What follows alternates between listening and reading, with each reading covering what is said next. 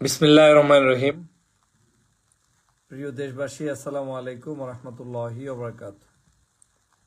আপনারা জানেন যে বাংলাদেশে একজন মুক্তিযোদ্ধাকে নিয়ে বাংলাদেশের মিডিয়া পাড়া থেকে শুরু করে বিভিন্ন জায়গায় বিভিন্ন ধরনের আলোচনা, সমালোচনা, বক্তব্য শুরু হয়েছে এবং এটা যে একটি সাজানো নাটক ছিল সেটা আমার শুরুতেই ধারণা ছিল। তারপরেও আমি কথা বলতে যাইনি, কম বলেছি, এজন্য যে বিষয়টি নিয়ে বিস্তারিত জেনে বলা উচিত।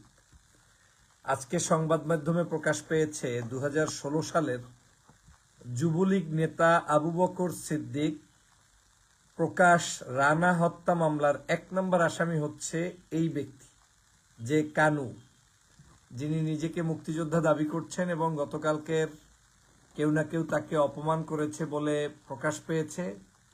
সেই কানু হচ্ছে একজন আপনার মুক্তিযোদ্ধার দাবিদার হওয়া। এই কানু হচ্ছে বাংলাদেশে একটি হত্যা মামলার আসামি এবং সেই হত্যাটা তিনি তার নিজ গোত্রীয় মানুষদেরকেই হত্যা করেছে, নিজ গোত্রীয় মানুষদেরকে।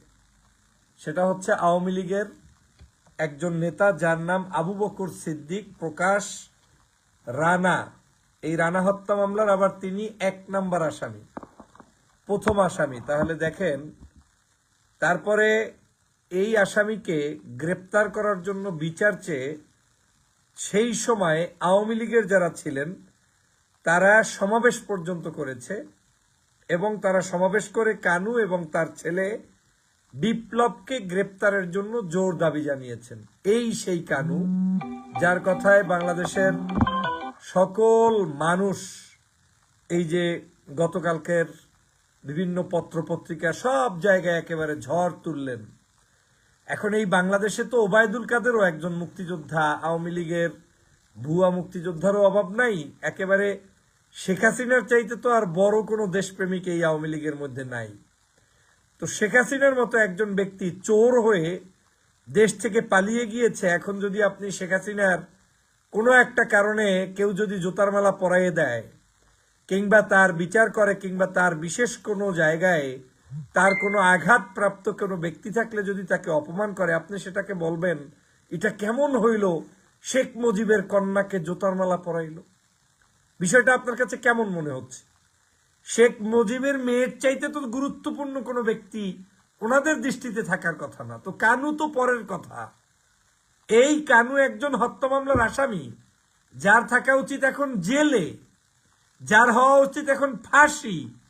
সে কৌশলে আপনার এই জায়গাটাকে কেন্দ্র করে বিবৃতি দিয়ে, আর ওই যে আওয়ামী লীগ একই প্লেটে পাখানাও খায় ভাতও খায়, সেই আওয়ামী লীগ এখন এটাকে নিয়ে প্রচারণায় মত্ত হয়েছে, মাঠে নেমেছে এবং তারা এটা নিয়ে গুণগান গাচ্ছে। আর তাতে আমাদের রাষ্ট্রের সর্বোচ্চ জায়গা থেকে বিবৃতি থেকে শুরু করে এমন কেউ নাই যে রাজনৈতিক দল কেউ কথা না বলে চুপ করে বসে আছেন। কার জন্য?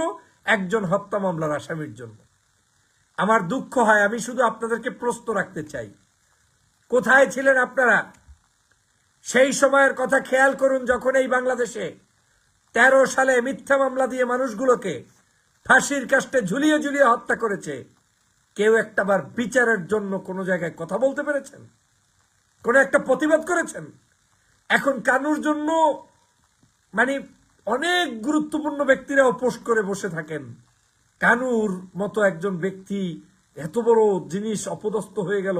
আরে বাংলাদেশে প্রত্যেকটি জায়গায় কি এমন অপকর্ম আওয়ামী লীগ করে নাই বলেন? কানু তো পরের কথা। আমি কানুর একজন মুক্তিযোদ্ধা হিসেবে সম্মান এক পাশে রাখবেন, আর একজন চোর এবং ডাকাত হিসেবে কিংবা খুনি হিসেবে সম্মান আর এক জায়গায় রাখবেন। শেখ হাসিনা, শেখ মুজিবুর রহমানের কন্যা, তার সম্মান থাকার কথা ছিল। একজন শেখ মুজিব সাহেব, সে যত বড় বিতর্কিত হোক, যা হোক, তাকে নিয়ে আমার সম্মানের জায়গায় আসলে তার পরিবারের সদস্যকে আমি সম্মান করতেই পারি, তাই তো? কিন্তু জন্ম তো দিয়ে গেছে একটা আস্থা ডাকাতকে, জন্ম তো দিয়ে গেছে ঔরসে একটা চোরকে, জন্ম তো দিয়ে গেছে বাংলাদেশের মানুষকে খুন করার জন্য এই শেখ হাসিনা। এই শেখ হাসিনাকে জন্ম দিয়ে গিয়েছে। এখন সেই শেখ হাসিনার জন্য তো আমার মায়া কান্না তো দূরের কথা, থুথু পর্যন্ত আমার আসতে লজ্জাবোধ হয়। তো কানু থেকে আসে? এখন কানু মুক্তিযুদ্ধের, এই যে আওয়ামী লীগের আমলে বারবার ভুয়া মুক্তিযোদ্ধা, এত কথা আমি কেন বলছিলাম? এর কারণ হচ্ছে এরা যখন বিপদে পড়ে তখন এইটার একটা সার্টিফিকেট লাগে।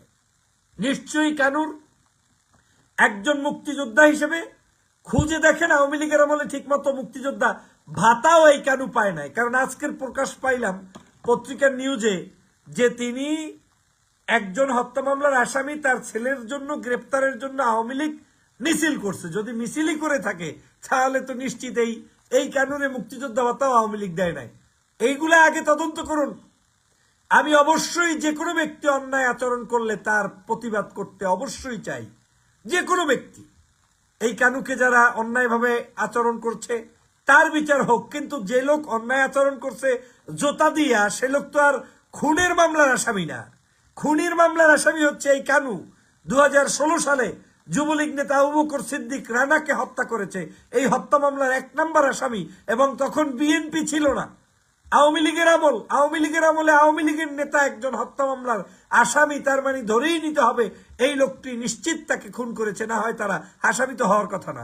বিরোধী দল হইলে আপনি দোষ দিতে পারবেন এটা বিএনপি জামাত করছে। তার মানে আপনি যদি সেই মামলার আসামি হয়ে থাকেন তাহলে সেই মামলার জন্য আপনাকে তো সবার আগে আপনার তো তদন্ত হবে, জেলে যাবেন, বিচার করবেন। আর পাশাপাশি যেই লোকগুলো তার সাথে অন্যায় আচরণ করে একজন মুক্তিযোদ্ধা হিসেবে যদি মুক্তিযুদ্ধের বিরোধিতা করে কোনো ধরনের অসম্মানজনক কিছু করে থাকে তারও বিচার বাংলাদেশে হবে, সমস্যার কিছু নাই। সে বিচার তো বাংলার জনগণ দেখতে চায়। কিন্তু মার্ডার কেসের আসামিকে কৌশলে বের করে দেওয়ার জন্য আপনি এই পলিসি শুরু করছেন কিনা সেটাও দেখতে হবে। আজকের সংবাদ মাধ্যমের বিভিন্ন জায়গায় পড়লাম যে তাকে নিয়ে যে কর্মকাণ্ডটি ঘটেছে সেটা তার একটা স্কুলের ম্যানেজিং কমিটি নিয়ে, তারপরে তার বিভিন্ন ধরনের কি বলে স্থানীয় জায়গায় তার প্রবলেম রয়েছে, আত্মীয়তার মধ্যে প্রবলেম রয়েছে, নিজেদের মধ্যে গ্যাঞ্জাম রয়েছে, সেটাকে আইনা চাপাই দিয়ে আপনি রাজনৈতিক ট্যাগ লাগানোর চেষ্টা করা, আমি এটাকে কোনোভাবেই মেনে নিব না, কোনোভাবে না। ওইসব ধান্দাবাজি বন্ধ করেন। বাংলাদেশে এজন্য বলছি আমাদের মিডিয়ারদেরকেও সতর্ক হতে হবে, কথাবার্তা বলার আগে বিবেচনা করতে হবে। কয়েকদিন আগে দেখলাম একটা ছেলেকে বলল, সমগ্র দেশের মিডিয়ায় প্রচার পাইল, ছেলেটা তার মাকে হত্যা করে ফ্রিজের মধ্যে ঢুকাই রাখছে। 3 দিন পরে 2 দিন পরে দেখলাম কি ছেলেটা কোনো হত্যা মামলার আসামি না, এটা করেছে ওইখানের অন্য লোকেরা দায়ী, এবং সেইটা প্রমাণ হলো।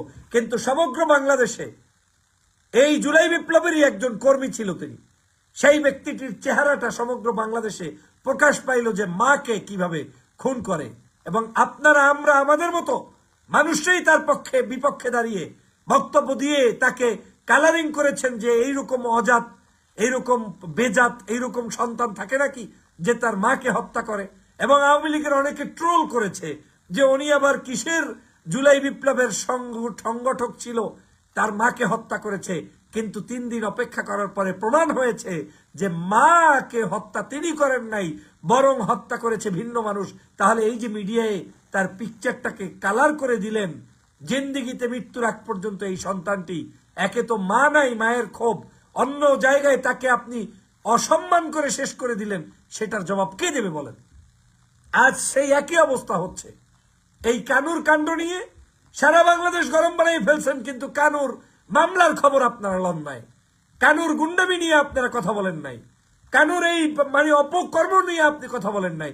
আবার তো এই আওয়ামী লীগের আমলে কিসের মুক্তিযোদ্ধা আর কিসের মানে ব্যবসা, এই ব্যবসা লাগু সবগুলোর টাউটগুলোরে ধরে এনে তারপরে জেলের মধ্যে সবার আগে বন্দি করা উচিত ছিল। এরা এখনো রাস্তায় ঘুরে কি করে? আওয়ামী লীগ পরিচয় দিয়ে এখনো রাস্তায় ঘোরার সাহস পায় কি করে? কত বড় ধান্দাবাজ! এই কারণেই আজকের এই বাংলাদেশে আমাদের হচ্ছে উতালা আবেগ উতালা, মানে যা ঘটে সাথে সাথে অস্থির পাবলিক। আমরা ভুলে যাই লোমহর্ষক নির্যাতনের কথা, ভুলে যাই এই দেশে আওয়ামী লীগ মুক্তিযুদ্ধের নাম করে শত শত মানুষকে হত্যা করেছে, গুম করেছে। 13 সালে আমার মা বোনদেরকে হত্যা করেছে, রাস্তা থেকে মানুষদেরকে নিয়ে হত্যা করেছে। এগুলো চোখের সামনে ভাসে না? নির্লজ্জ বেহায়ার দল, চোখের সামনে ভাসে না? সাইদিকে কিভাবে হত্যা করেছে, গোলাম আজমকে কিভাবে হত্যা করেছে, নিজামীকে কিভাবে হত্যা করেছে, কাদের মোল্লাকে কিভাবে হত্যা করেছে, সালাউদ্দিন কাদের চৌধুরীকে কিভাবে হত্যা করেছে, এম ইলিয়াস আলীকে কিভাবে গুম করেছে। তোদের চোখের সামনে ভাসে না যে বাংলাদেশের আজকের এই সমগ্র জায়গায় আপনার কুষ্টিয়া বিশ্ববিদ্যালয় থেকে সম্ভবত 4 জন বন্ধু একত্রে বের হয়েছিল, মোসাদ্দেক যারা আর জীবনে ফেরত আসে নাই। তোদের চোখের সামনে ভাসে না সাগর রুনি হত্যা কিভাবে হয়েছে? তোদের চোখের সামনে ভাসে না যে কত মায়ের রক্ত খালি করেছিস, বুক খালি করেছিস? তোদের চোখের সামনে ভাসে না যে কক্সবাজারে একজন আপনার কি বলে কমিশনার ছিল ইকরাম, আওয়ামী লীগের কমিশনার, সেই আওয়ামী লীগের কমিশনারকে সেখানে ক্রস ফায়ার দিয়ে হত্যা করছে, আর তখন সেই গুলির শব্দ তার নিজের সন্তানরা শুনছে যে বাবাকে এখন হত্যা করছে। এর চেয়ে নির্দয়, এর চেয়ে নিষ্পিষণ, এর চেয়ে নিপীড়ন আর কি হতে পারে? চোখের সামনে ভাসে না যে মেজর সিনহা রাশেদকে হত্যা করেছে ওসি প্রদীপ? নির্লজ্জ বেহায়া। এই বেহায়ার কারণেই বাংলাদেশের কোন মানুষের কোনো শান্তি হয় না। একজন চোরের পক্ষে গিয়ে, ডাকাতের পক্ষে গিয়ে আজকের আপনারা গবেষণা না করে তারপরে কথা বলেন, আর এই বাংলাদেশে সেগুলো নিয়ে অস্থির হয়ে যান। কয়েকদিন পরে শুনবেন যে এ তো একটা মামলার আসামি পাইলাম, 2 দিন পরে শুনবেন জুলাই বিপ্লবের সময় আমার ভাইদেরকেই হত্যা করেছে এই কানু মানু। আমি আবারও বলছি, একজন মুক্তিযুদ্ধের একজন যোদ্ধা, তিনি 71 কিংবা ওই 52 ভাষা আন্দোলন কিংবা আমার এই 24-এর আন্দোলনের একজন ত্যাগী ব্যক্তির অবশ্যই আমি শ্রদ্ধা জানাই। কিন্তু আমি গতকালকের যুদ্ধ করেছি বলে আজকে আমি অপকর্ম করে পার পেয়ে যাব, আজকে আমি ডাকাতি করে পার পেয়ে যাব? এই জন্য আমাদেরকে এই জায়গাটায় সতর্ক হতে হবে। প্রিয় সহযোদ্ধা ভাইরা, আসুন, বাংলাদেশকে আমাদের গড়তে হবে, সত্য বস্তুনিষ্ঠ নিউজ প্রকাশ করতে হবে, আর সত্যের পক্ষে থাকতে হবে। ওই দলবাজি, চাটাবাজি, ধান্দাবাজি এগুলো বন্ধ করতে হবে। আপনার আদর্শ ভিন্ন, আমার আদর্শ ভিন্ন, কিন্তু ন্যায় ইনসাফ যেই দলের মানুষ বিপদে পড়ুক না কেন আপনি তার পক্ষে দাঁড়াতে হবে। আমি এই বক্তব্যের মধ্য দিয়ে ওই কানুকে যারা অপমান করেছে, সে কোন দলের কোন মতের আমি জানিও না, গবেষণাও করতে যাইনি। যারাই করেছে সেটাকে পার পাওয়ার জন্য বলছি না। আমি বলছি, আমি আপনার গায়ে একটা জোতা পরাই দিলাম অথবা একটু থুথু নিক্ষেপ করলাম, এইটার বিচার কবে হবে? তার আগে একজন হত্যা মামলার আসামির বিচারটা আগে করে নাও। আর এজন্যই আমি গত 16 বছর যুদ্ধ করেছি।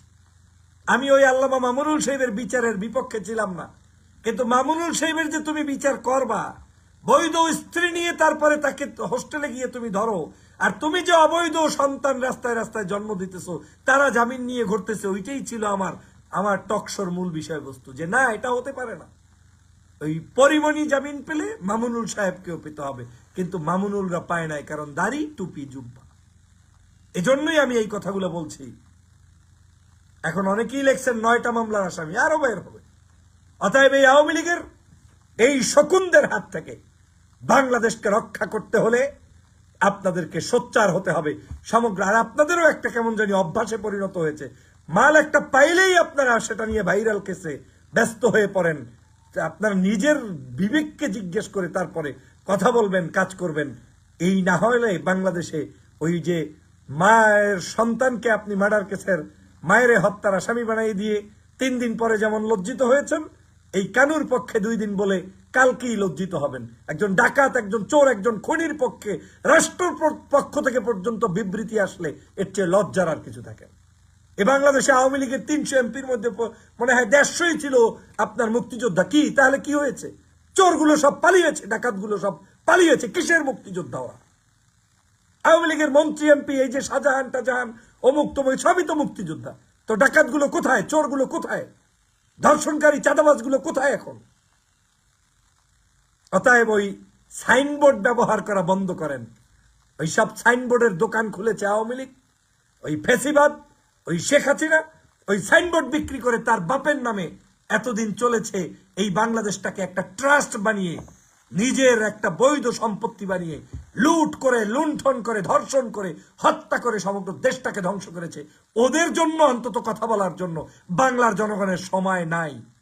কিন্তু দুঃখ লাগে তখন যখন ওদেরকে নিয়ে আপনি কথা বলেন। আওয়ামী লীগের কোন ইস্যুতে বাংলাদেশের কোন জনগণের কথা বলা উচিত নয়। ও থাকবে না মরবে, ও বাঁচবে না খাবে, ও কোন জায়গায় চাকরি করবে কি করবে না, ও কোথায় থাকবে সেটা আমাদের দেখার বিষয় না। ও জঙ্গলে গিয়ে পালিয়ে যাক, ও শেখ হাসিনার কাছে চলে যাক, ও দেশ থেকে পালিয়ে যাক, ও শয়তান এই দেশে থাকার কোনো অধিকার নাই। তারপরে আপনারা বিভিন্ন ধরনের এই করেন, এই জিনিসগুলো আমাদেরকে সতর্ক হতে হবে। প্রিয় সহযোদ্ধা ভাইরা, ভালো থাকবেন, সুস্থ থাকবেন। আর কত কথা বলবো, আমার অনেক বিষয়ে বিভিন্ন সময় বলতে হয়, বলছি, ভবিষ্যতে আরো বলবো। এই নতুন নতুন বিষয়গুলো আপনাদেরকে সব সময় সতর্ক থাকতে হবে, সেই বিষয়ে আপনাদেরকে উদাত্ত আহ্বান জানিয়ে আমার বক্তব্য এখানে শেষ করছি। ইউটিউবে আপনাদের সামনে কিছুক্ষণ পরে হয়তো লাইভে উপস্থিত হব, আপনারা সেখানে থাকবেন। আল্লাহ হাফেজ, আসসালামু আলাইকুম।